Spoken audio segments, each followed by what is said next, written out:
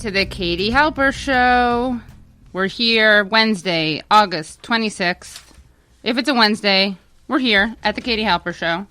I'm here with my two partners in crime, Gabe Pacheco. Hi, right here. Hi, Gabe.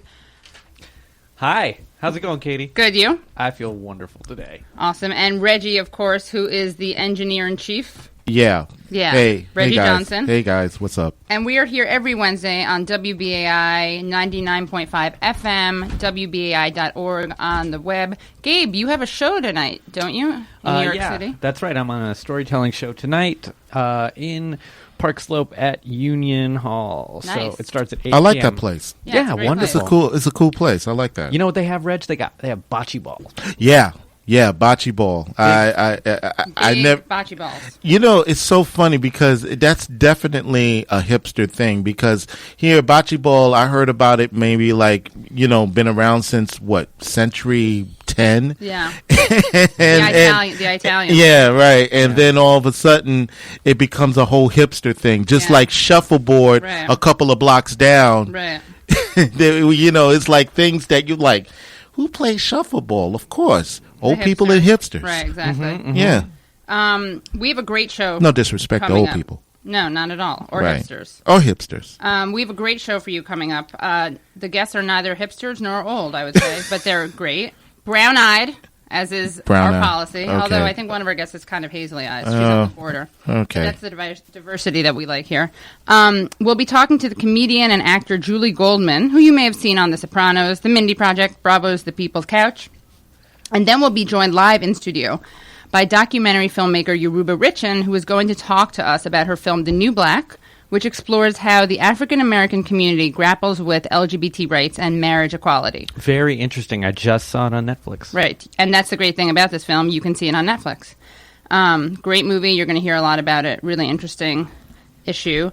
And, of course, we have to talk to you about... Oh, boy. The GOP...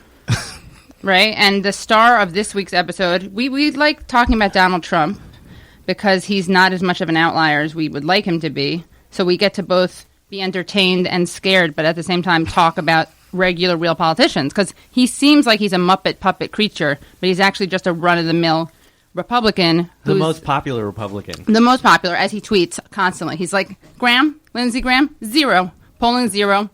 Rubio, 0. What I They're like all a about bunch him, of zeros. I like his self-confidence. I like that my he God, are you brags. kidding? He's like, He's I have such the a- most yeah. money. I am the most popular. I'm really good at it. He really is good at it. the front runner for the GOP, the GOP. GOP, yeah. Okay, so what's up? Why is he All right. overcompensating? Well, here's the thing. Ready? We talked last week about anchor babies, right? Anchor babies, by the way, do you guys know where this term comes from? Where does it come from? Thank you.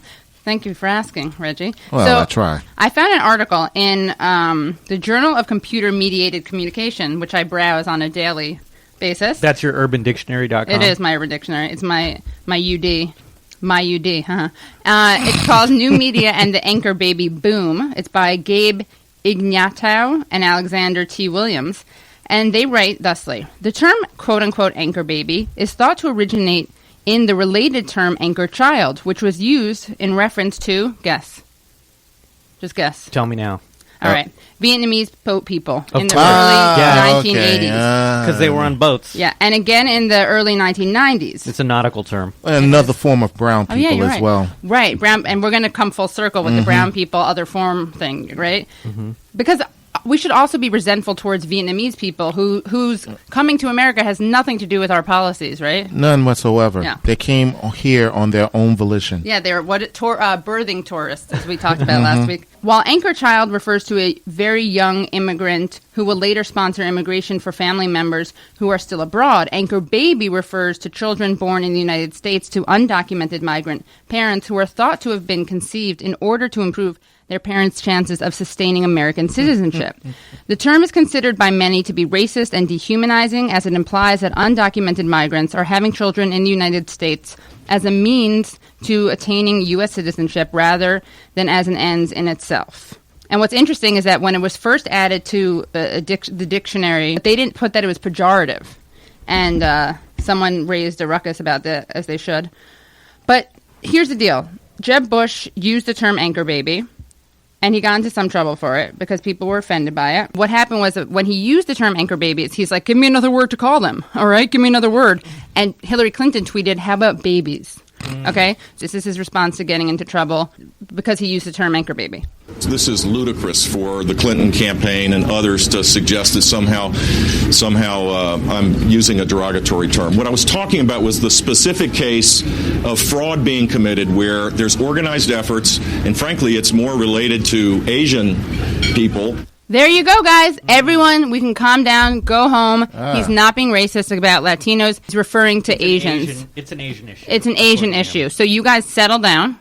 Latinos, you can settle down. Now, Asians, I don't know. Asian Americans, you may want to get offended. And in fact, they have. But as you said, Reggie, it's another group of brown people. Yeah, another group of brown people. I like it. It's equal opportunity, right? Yeah, that's right. I mean, Trump has the Mexicans covered, so Jeb is going to get on the Asian front. Yeah, demonizing people who are darker than bronze. Or other, right. Or other. Yeah, or other. Non-white. You know, other. Who are having babies as a strategic strategy. Right. It's an underground criminal effort to breed. As long as they're not white babies, then they're criminals. They're criminals. Right. But when they're white, they're doing God's work. Oh, absolutely. They're just procreating. Absolutely. Now, this is what Donald Trump tweeted after Jeb Bush said this. Asians are very offended that Jeb said that anchor babies applies to them as a way to be more politically correct to Hispanics. A mess! ! And it makes me think that Donald Trump is actually a genius. So Trump is like this bully that all the other Republican candidates are trying to kind of be like, but also pretend they don't like. But they know he's really cool. And then Trump just sits back and watches them kind of emulate him and get uncomfortable. And then he makes fun of them for it more. It's like a cycle. Maybe because some of those brown people, some of those Asian people actually have money and they invest into Trump. Well, we know that Trump likes the Chinese because he sold a Chinese man a building. Right. I like China. I just sold an apartment for $15 million to somebody from China. Am I supposed to dislike him? And he also kicked out journalist Jorge Ramos from a press conference. That was crazy. That was amazing, yeah. Okay, who's next? Yeah, please. Excuse me, sit down. You weren't called. Sit down. Sit down. Sit down. Go ahead. No, you don't. You haven't been called. Go back to Univision. Go ahead. Go ahead. Sit down, please. You weren't called. Go. That's Jorge Ramos Hi, of Jim, Univision. yes. He's being escorted out of the room. He was asking a question, and Donald Trump says he didn't call him. That's why he is being removed. That was crazy. There's just too much good Trumpness to go around. But we're going to bring on our first guest. We're so excited to have her. Julie Goldman is a hilarious comedian and actor. She's been on The Mindy Project, Bravo's The People's Couch, The Sopranos. She lives in L.A. She's from Boston. Guys, if you don't know Julie Goldman, an amazing comedian and actor, you are in so much luck if you live in Columbus, Ohio. Well, you're not lucky if you live there, but this is the one time you're lucky. Sorry, Ohio. Because Julie's going to be at the Wall Street nightclub on August 27th. August 28th, she's going to be in Pittsburgh, just walking around in the city. Touring, like I like to do on the corner. Touring or whoring? Whoring. Is this a whoring tour? Yeah, all of them are. Oh, good. Okay. Awesome. Then you're going to be at Stonewall Inn on August 29th, and then Brokerage Comedy Club on August 30th. That's it. That's the big whore tour. That's the big whore. That's the worldwide whirlwind whore tour. Torah whore tour. Are you going to also be reading from the Torah? Of course, and Haftorah too. Oh, awesome. Haftorah. Yeah. Now, Julie, I wanted to play this hysterical song that you wrote and performed called Commitment Ceremony. We can be special friends and live together. We'll buy a house and be roommates forever.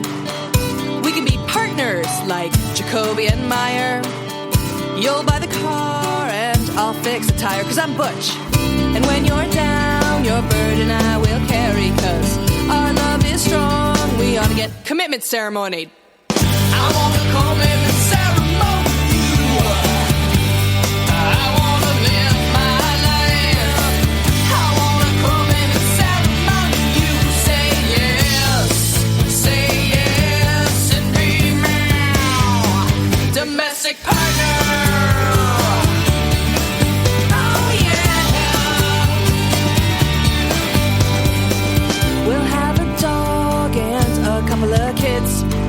Even though it'll be difficult for me to adopt your biological baby, because technically we're not really a family. As a government and church, but shouldn't they be separated? And when I'm sick, I know you'll be there wishing you could get in my hospital room, but you're waiting for my mother's permission.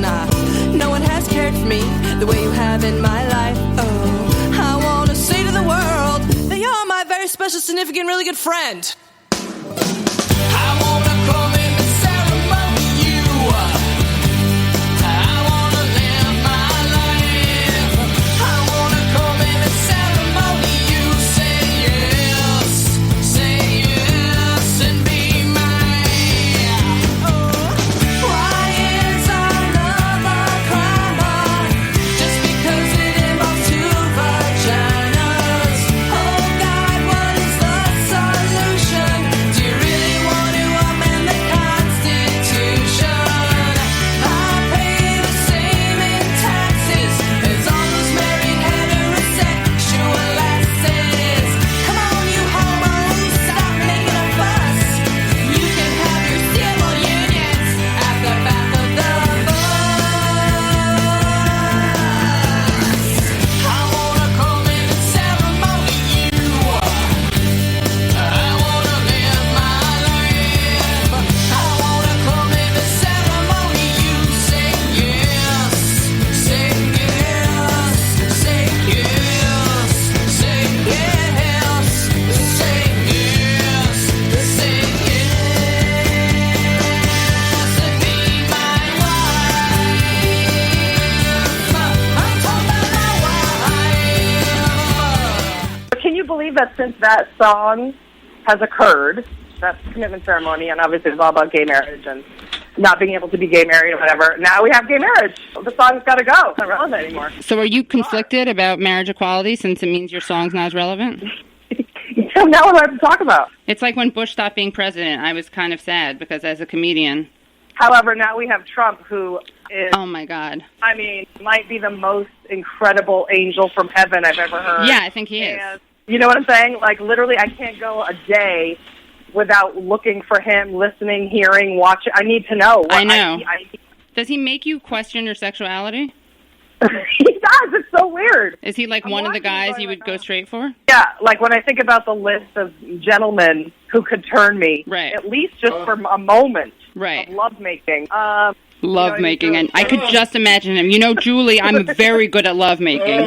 Julie, I'm very good at that, Julie. Yeah, I am amazing. Beautiful. Amazing. I'm the best. I'm the best. I'm the best. Right? I'm very good at that, by the way. I'm very good at that. I've been told I'm amazing. I've been told. I've been told I'm incredible. I was told my lovemaking by Melania. Oh, my God. Melania. You know, he also said that if his daughter wasn't related to him, he would be dating her. What? Yeah, on The View. He said on The View. I have not heard that. If Ivanka weren't my daughter, perhaps I'd be dating her. You know. Stop it. Oh, it's so weird. Stop. You know what? You are sick. Yeah. Terrible. Yeah. Well, you're known for saying outrageous things, Mr. Trump. Who are you, Woody Allen? How did I miss that, Jem? I know. We should do like a two-woman show where we recite Trump lines. Well, my father has never said such a nice thing about me. Yeah, Dad. What the hell? My dad neither.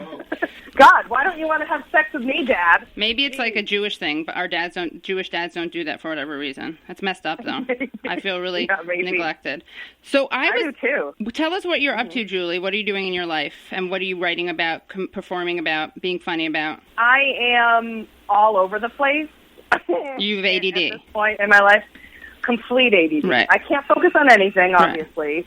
Right. Where am I? I don't even know. I'm like at that point in life where things should be together, but they're completely unhinged. Right. So, you know what I mean? So, like, nothing is. So you're like, are you between two train cars right now, like on the subway or in a vestibule or something? Exactly. Well, you mean as a metaphor for my life? Or just literally, right now. Where are you doing this interview from?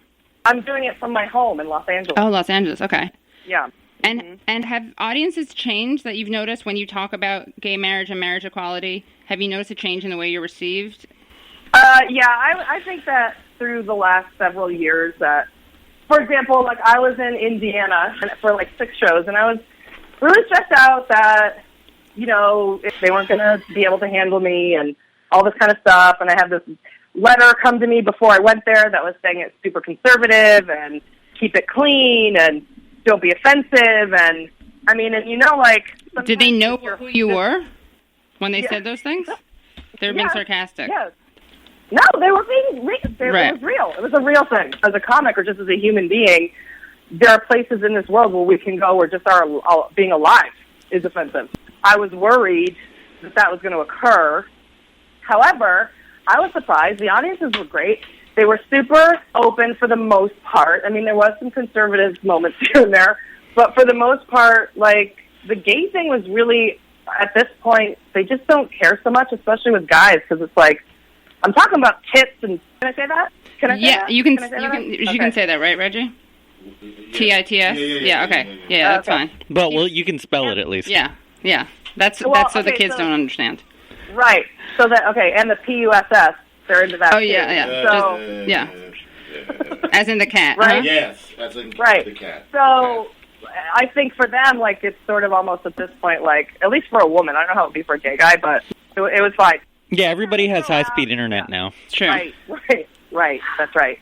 They bro out with you? They do bro out, and they were cool, and I think had I gotten more political in a very sort of specific way, it would have been uncool. Right. They don't want to hear about Hillary. Right. They don't want to hear about liberal stuff like that, but sex stuff or other stuff is fine, if that's where we're relating. In your act, I remember you discussed how everyone thinks that lesbians hate men. What's your take on that, though?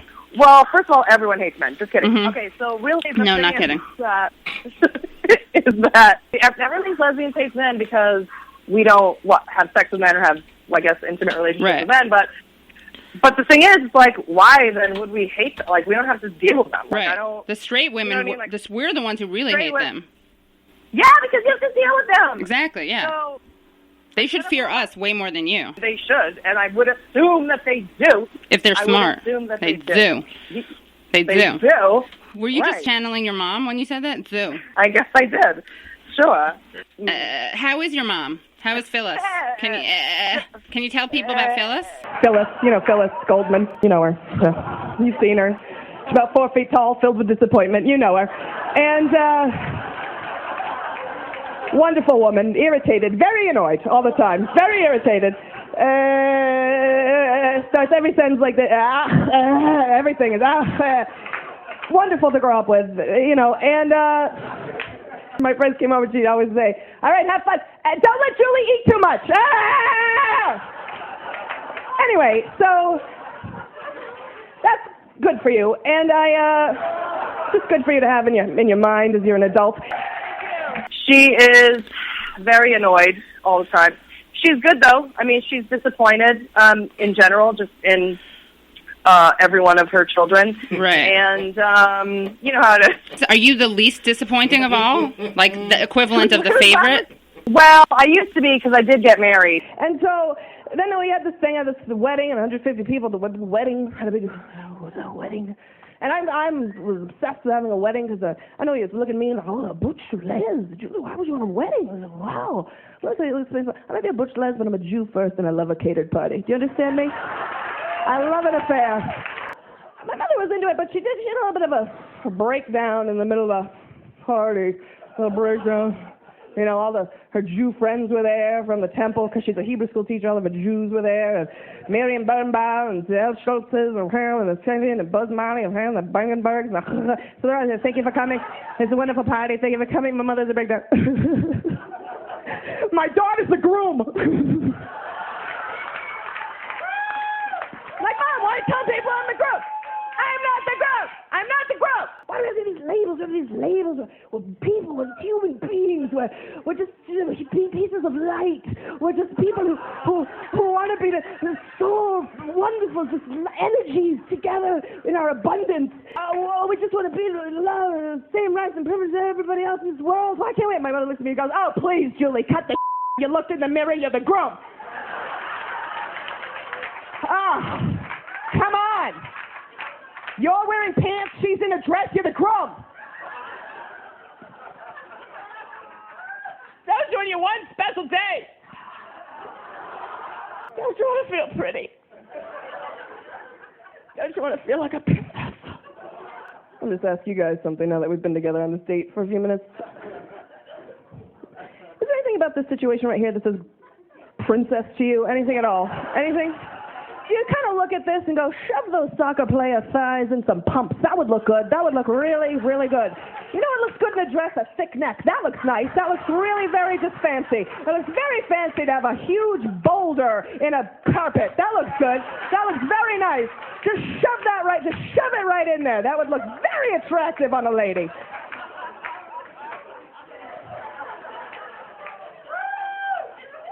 So she was excited about that and thought there'd be grandkids, and I was pretty super normal for a little while, even though I'm les, but that was the wedding and that stuff was superseded over the les stuff because I was like, oh, God, great, she's married, she's not alone, she has someone, and maybe there'll be kids, even if they're Asian. Right. And then, even if they're Asian.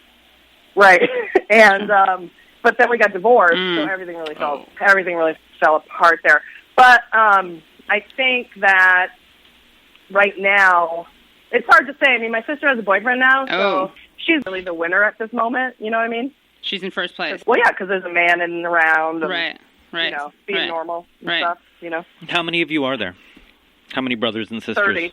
Wow. 3. She's she's Orthodox. Were you raised Orthodox? No. No, you weren't. No, okay. Phew. No. Okay. So raised conservative. Conservative. Jewish conservative, not politically conservative. Right. Jewish conservative. My mom teaches Hebrew school. It's deep, though. It's deep. It's, super deep. But she's super, feministy about it. She can't deal with, women can't read from the Torah and all that stuff. She wants to really do all of it. I just was reading an interview with you on Comedy Central's website, and I didn't know this story about you and Peter Pan. Can you tell the story? It turns out your mom was actually, a transgender rights advocate. Okay. So my mom is, a fierce biatch. For as annoying as I am, and they like to think I'm super opinionated, and I'm I just don't back down, and it's just you're demure compared to your mom, right? Right. So when I was in 6th grade, we did a production of Peter Pan, and I was always doing theater and whatever, and being annoying. So I auditioned for the thing. I wanted to play Captain Hook because that is the best part. Right. Obviously, the best part is Captain Hook. The best is the funniest. It's the greatest. It's the most outrageous. We get the best lines and the best songs. So they made me the understudy. So my mom was pissed. She called the school in an outrage, saying, how dare you? These are 6th graders. Who cares about the gender? She wants to play Captain Hook. Let her play Captain Hook. You know she can do it. So let her do it for one show. So they relented because my mom is horrifying. And then, who's going to say no? And I got to do it.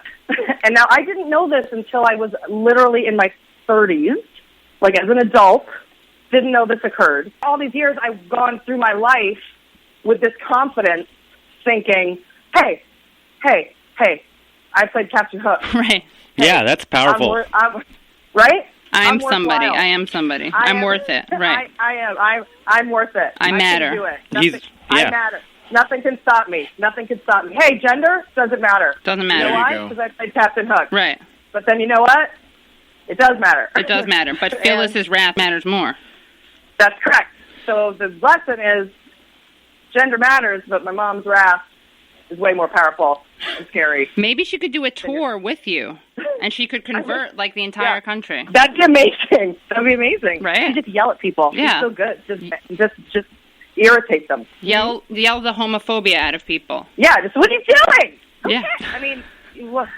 She does care a little bit. I think in her mind, and I can't speak for them, but I believe that it's sort of it's fine and don't F with her kids and we can do whatever we want and we should be happy and blah, blah, blah.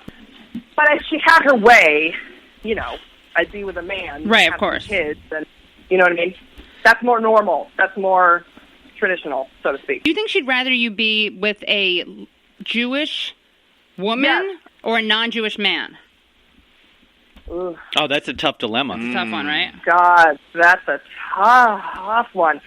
I think at this point, I think if God, wow, you know what? You stumped me. I think a man. Right. However, now that we've gone through so much of life already, she probably would say, I know what would make you happy, Julie, to find a woman. Who will read from the Torah to you. Who will read from the Torah, right. Yes, exactly. At night. Whisper sweet Torah, nothing's in your ear. Right. At night, your lullabies of Torah very sensual, erotic Torah reading. I don't know. I'm gonna ask her, actually. Okay, yeah, we can have Phyllis on the show. Now, you are a big fan of Bill Cosby, correct? Oh my God, huge. You know what I love? I love a rapist. Yeah, you love a rapist, right? Who would turn you first, Trump or Bill Cosby? Ooh, well, that's a tough one again, because with Cosby, you didn't know what ever happened until later, and you're like, hey, why is my badge twice the size? And I feel pain in my body. I'm coming too. That won't go away. Right. But then there's Trump, who's the most incredible maker of love. So. And you can't get the hair out of your head. It's true. Yeah.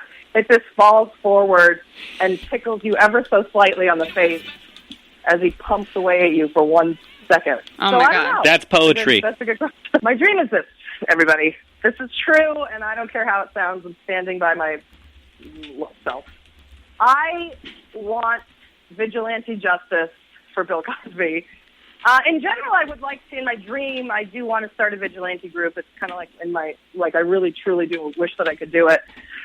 Where like a group of women meet secretly at Chico's and plan who's going to get, killed or tortured. They don't need to die, all of them. Some of them can use a torturing, and then, you know what I mean? But basically, he's got to go. I mean, he has to go. Like, 50, 50, who we know of. The first dream I had was that he would go on national television to kill himself. I don't think he'll do it. Now I need him to live. Now, you're a comedian in California, right? What are people saying in California about this, like in L.A., in the comedy scene?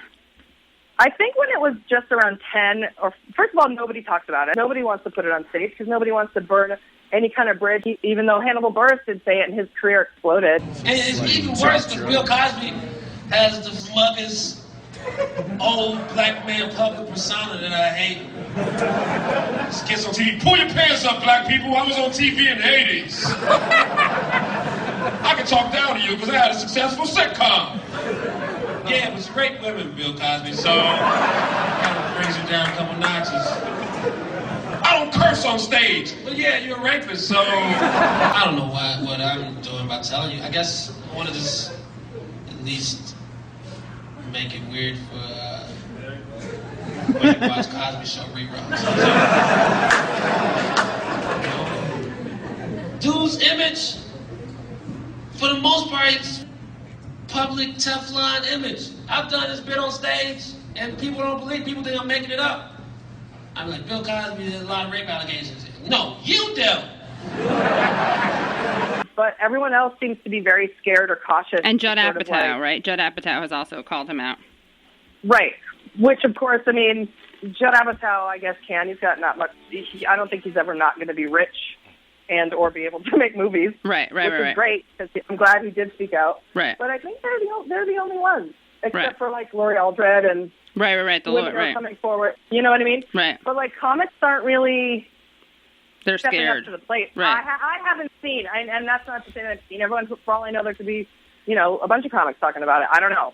But I know that I've said on stage, I want Bill Cosby to kill himself. And, and I know my stuff is extreme. But he raped 50 women, so I think it calls for a little extremity. And even Whoopi Goldberg, and but she was swayed. She was defending him till the bitter end, until it was just like, you can't, after a certain amount, how could you possibly, what's there to defend? And you know what's complicated is that there is racism in the world, and I'm sure Bill Cosby has been the victim of racism, but not as a rapist. That's not where the racism comes in. No. You know? No, that's correct. No, and that's not, like, one doesn't trump the other. Right. Because you've had racism in your life doesn't make you not the rapist that you are. And also, you know who doesn't encounter as much, like, Bill Cosby does not encounter the racism that most people who are African-American encounter. Right. Because that's true. Yeah. Right, because he's so rich. He's so rich. Yeah. And so powerful and has been, lucky and talented and blah, blah, blah. But that's right. I mean, I can't with the race. You can't. It's like trying to distract me with one thing from another thing. Like, no. Julie, can you contribute to this project that we're doing at the Katie Halper Show? We're doing an oral history We're doing a social history, Right Wing Erotica. Yeah. You volunteered. I asked you before the show if you would read to us a bit of Sisters by Lynne Cheney. Just so everyone knows, Lynne Cheney's Sisters is a novel that Lynne Cheney wrote in 1981. It's no longer in print. This isn't a joke. And Julie, you're going to read, if you will, an excerpt from the novel Sisters by Lynne Cheney. Okay, let me... Do you need to do any exercises? Okay. Get into character. Yeah, let me take my clothes off. Hold on. Okay. Yeah, be naked, please. Right. Yeah, let me just get in the shower. Roll around. All right. Yep, getting in, putting the water on. Great, lots of jet. Okay, this is a passage from Sisters. She was sitting with her legs bent in inverted V's, and when she leaned back on her arms to consider her arrangement, Sophie saw that the front of her dress strained slightly. Her breasts were growing, and Sophie wondered if she had begun to menstruate yet. And if she had, would she tell her about it? Sophie remembered when her own flow had begun. She felt obliged to tell her grandmother had gone looking for her, not because she wanted to tell her, but because she thought she should. Dear woman had been sewing a pair of moccasins when Sophie found her. The bleeding! It's begun for me, she blurted out. So sexy. I love a menstruation... Erotica. Yeah. Mm-hmm. Who doesn't love a nice bleeding? Dick Cheney and Lynne Cheney had a baby 9 months after the U.S. government announced that people who had kids would get deferments. That's all I'm saying. Oh. Just saying that. Julie, thank you so much for coming on. We're gonna have you on again. And where can people see you soon? Upcoming shows in the New York area? Upcoming shows. In New York area, Stonewall Inn on August 29th at 8 p.m. with Poppy Kramer, and then August 30th at the Brokerage Comedy Club in Belmore, Long Island. I will be doing a double bill with Jessica Curson, who, as we know, is hilarious, amazing, and has the funniest videos that you can find online. Okay, and where can people find you online? Just go Google. Just put my name in. I don't have a website. I'm too lazy. I have Facebook. I do have Facebook. Put in Julie Goldman, lesbian, Jewish comedian. Because there are a lot of Julie Goldmans in there. Actually, they're all Jewish, but the lesbian is what sets you apart, right? Right. Yeah. It is. I'm not the producer and I'm not the doctor. Right. Even though I wish I was both those things. You are to me. You're both. On a spiritual level. I want you to know you're everything to me. Oh. And, I'm so happy for you, by the way. Congratulations on your show. Oh, thank you. I'm just thrilled for you. Yeah, you should have a show. Thanks, sis. Mm-hmm. Sure, sis. Great. Bye, Julie. All right. Thank you. Bye. Bye, guys. Bye. Bye. You are listening to the Katie Halper Show. If it's a Wednesday, it's the Katie Halper Show, 6 p.m. on WBAI.org, 99.5 FM. And we're so excited. Don't go anywhere, though, because we have our next guest, the amazing filmmaker, Yoruba Richen. She's going to be talking to us about her lauded documentary, The New Black, which looks at the African-American community's grappling with LGBT issues and marriage equality. And we're going to play, before we talk to Yoruba, we're going to play for you a trailer of that film, The New Black, which you can see on Netflix. Don't let people get you talking about gay rights. This is not about a gay right. There's a difference between civil rights and sacred rights. Same-sex marriage, it's going to be put to vote here in Maryland. No same-sex marriage in the state of Maryland. Honk your horn if you believe. Many people in the state's religious community, especially in African-American churches, oppose gay marriage and are vowing to continue their fight against it. Thousands of Marylanders around the state want to see marriage defined and upheld between one man and one woman. One of the biggest donors is pushing a strategy to drive a wedge between gays and African Americans. All of a sudden, it was black versus gay. Our journey is not complete until our gay brothers and sisters are treated like anyone else under the law. Marquise had asked, when are you and Mama getting married? Well, we're working on it. Regardless of what laws they may write, God designed the family. Who has been the hardest hit in the issue of family? The African American community. We were blasphemous enough to compare the gay movement with the movement for civil rights and black folks. Is gay the new black? I believe this election is going to be a referendum on the church. It's going to be a referendum on black preachers. If we don't reach out to these people, who's going to reach out to these people? Opposition. Remember both questions say. God do not make lesbians. He certainly did not interrupt to agree to this. Yes. Okay, go ahead. But let me finish. You're right. Sexuality in the African American community is taboo. We don't discuss it in any form. I feel like I couldn't be myself because I thought that I would shame you. Okay, are you ready to vote? I ain't gonna go around gays. Okay, why? What's up? I ain't get that. Let's be clear. This is the unfinished business of black people being free. We are the sheep of another fold. Then we must reach out. I'm ready to win. I'm ready to make history. That was the trailer of The New Black, directed by Yoruba Richen. You're listening to the Katie Halper Show. You can hear us every Wednesday at 6 p.m. on WBAI.org, 99.5 FM. We're so thrilled to have Yoruba with us in the studio.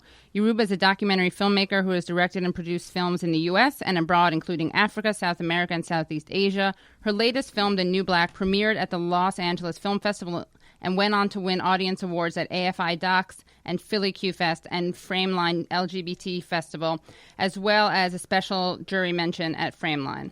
The film continues to play festivals all over the world, and you can see it now on Netflix. And Yoruba has also received numerous grants, including from ITVS, the Sundance Documentary Fund, Chicken and Egg Pictures, and the Ford Foundation. So Yoruba, welcome. Thank you. It's so awesome to be here. Thanks for coming. Course. So tell us what's new with the film. It's on Netflix now. Yes. So it premiered in 2013. That's when we did started our festival run. We had a week run, theatrical run at the Film Forum in 2014. In February, and then it premiered on PBS on Independent Lens in June of 2014. And it just came out on Netflix. It's also on iTunes and other Google Play and Amazon and all that stuff. And the website so people can follow it? www.newblackfilm.com, and my Facebook, or the Facebook for the film, is New Black. Awesome. And the film is really great. I saw it. Gabe saw it. Reggie, did you see it? I did not. Not yet. Okay, Reggie, not yet. No, not yet, but it sounds very intriguing. Yeah, it's really good. I want to know what inspired you to make the film. Sure. Excuse me, I may cough a little bit. Okay. I have allergies. So I started conceiving of this film with the election of 2008. Right. Jeez Louise, time. Wow, the first one. And wow. Yeah, exactly. The first election that Obama won, and where Proposition 8, which outlawed marriage equality in California, which had recently been won, was voted against by the electorate. And I happened to be in California at that time. And what was so crazy that started happening is that not only was this sort of huge victory, progressive victory for civil rights, but this loss that was so devastating to the LGBT community. And pretty much immediately, black people started to be blamed for the passage of Proposition 8. Right. And I wanted to look at why this was happening, how it was that these two groups were being pitted against each other, essentially. And so that was the sort of how the film was born. I started shooting in 2010. And what's been amazing about this whole process is just how quickly things have changed and shifted, of course, to where we are today, where now marriage has been made a right for everyone. Right. And so, but I wanted to look at how the African American community specifically was grappling with this in light of the election of President Obama, the sort of fight that we were seeing over the legacy of civil rights, and how this was playing in communities. And it turned out the film follows how it played in one state, in Maryland, and that was in the election of 2012. Maryland became only the second time that a referendum on marriage was voted on by the people, and the first time that it won, that it passed. And so the film follows that and the activists on both sides of the issue. Right. And now, how did you feel as someone who's do you say you're lesbian, LGBT? Do you say you're gay? Yeah, gay, lesbian, okay. dyke, all. Okay, you're bi-curious around the terminology. Right, it's all good. So how did you feel when you heard people pitting these two groups together as if they were mutually exclusive. Right. Well, quite honestly, I got what kind of drives some of my work, or a lot of my work. I got really frustrated and angry because Black LGBT voices were shut out of the debate.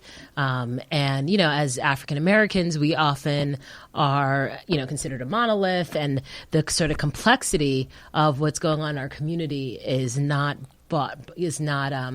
featured or brought out in the media. So that's how I felt. I felt like the media was really getting the story wrong, and not just the media.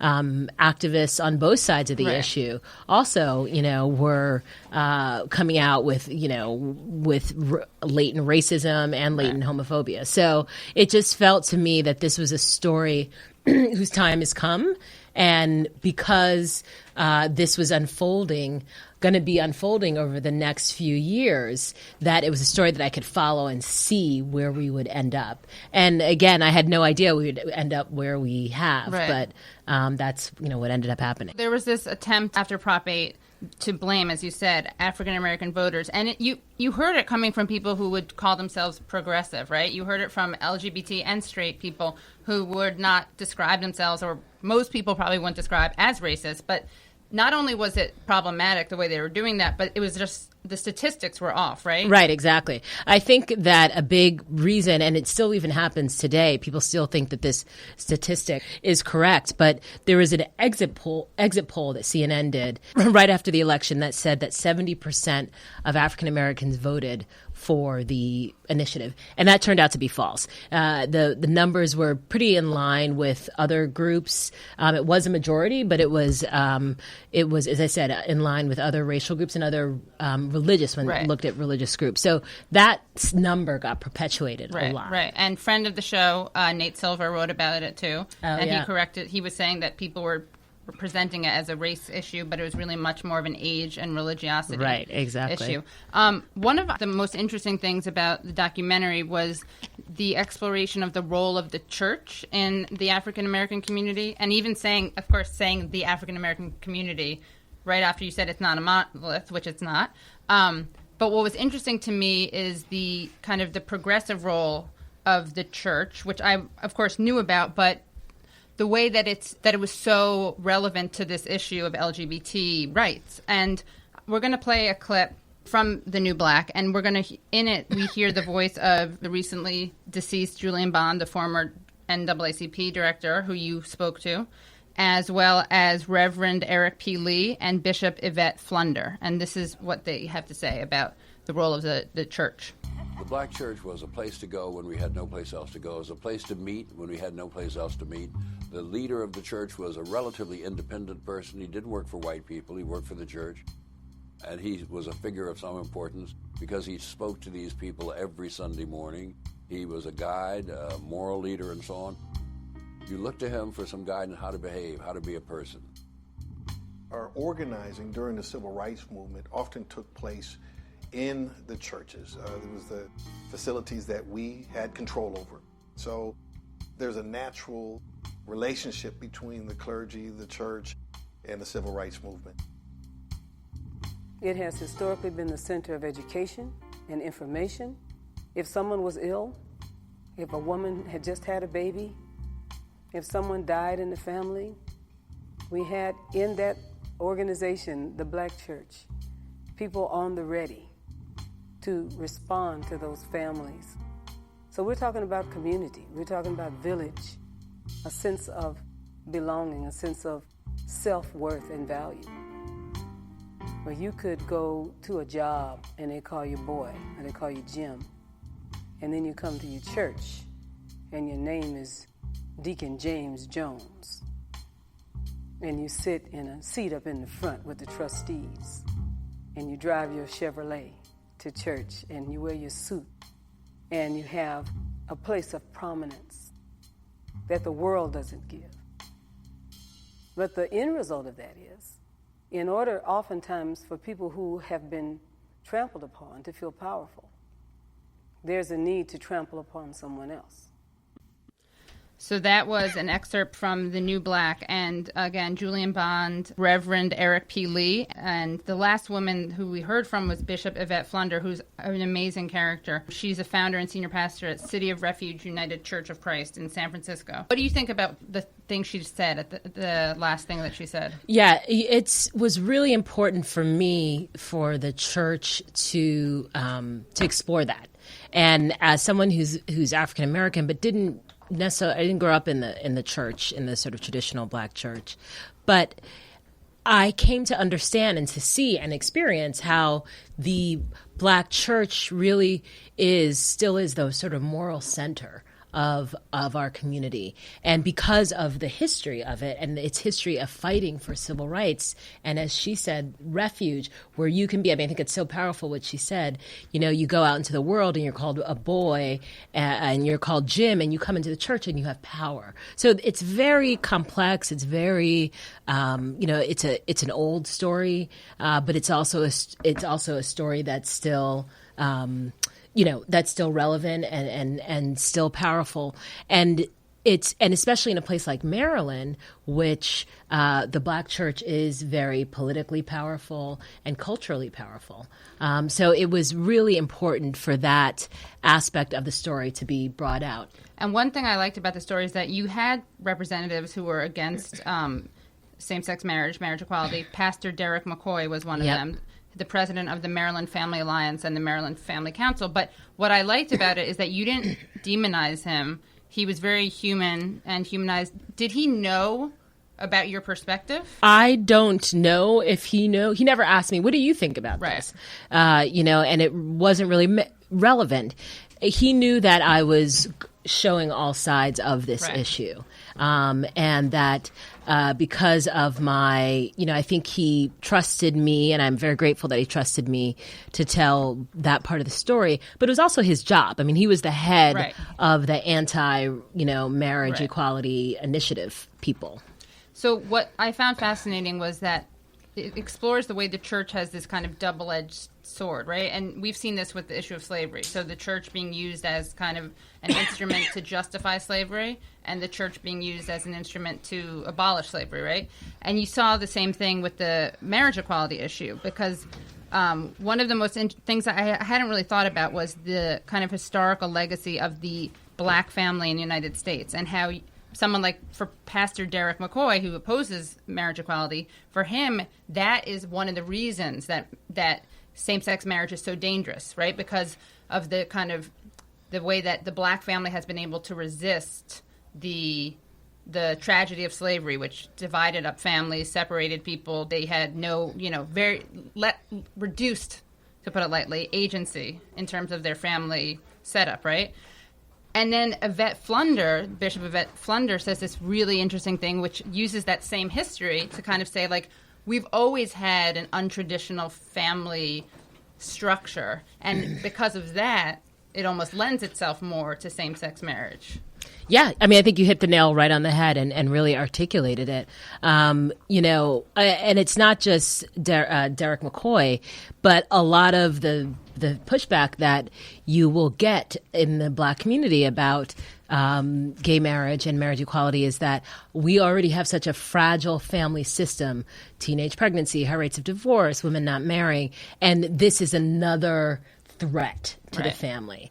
And what Bishop Flunder is saying is that, we have always, because of the history and legacy of slavery and racism and segregation, we've always had to reconfigure our families in a different way, depend on grandma and grandpa, aunts and uncles, neighbors. Not that we don't also have sort of traditional families, but that because of that, and actually there's another part in her interview, which I didn't use in the film, where she said, I think the LGBT community could actually learn a lot from the black community in terms of family and structuring family. I found this interview that I thought was really interesting with Reverend Irene Monroe. She said, first, I want to say that the black church colludes with the larger society's discrimination against its African-American, lesbian, gay, bisexual, and transgender people. The black church can argue that it stands on the literal word of God, and therefore has justification to erect its homophobic stance based on biblical passages. Yet the black church literally discards all damning racial references. The Bible is replete with contradictory and damning messages to all people. Determining which messages are discarded and which are upheld is not a battle about biblical inerrancy or God's will. It is an unmitigated battle of human will. So, and that, of course, applies to every church, right? Which is so interesting when people say, oh, it's wrong because the Bible says so. It's like, well, you also can't grow your hair below your temples, right? You can't eat shellfish. You have to be in a red tent or something for a long period of time. All these things. Shunnings, stonings, although some of them would probably like to do the stoning, sadly enough. But did you encounter any of that? Yeah. I mean, I think that's a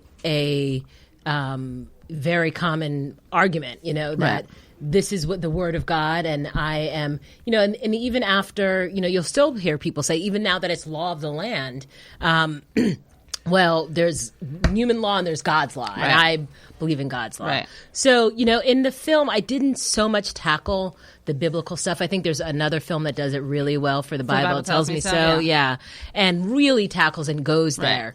And challenges the language. And challenges the language and stuff. And I think it's really important to do. Right. And will continue to be important to do because we have these religious freedom laws that are starting to pop up as well. The right to discriminate, right? Because that's what Jesus was about. I'm a Jew for Jesus, I swear. I was going to say I swear to God, but no, I do. I like Jesus' message. I just wish his fans would apply it in a fairer way.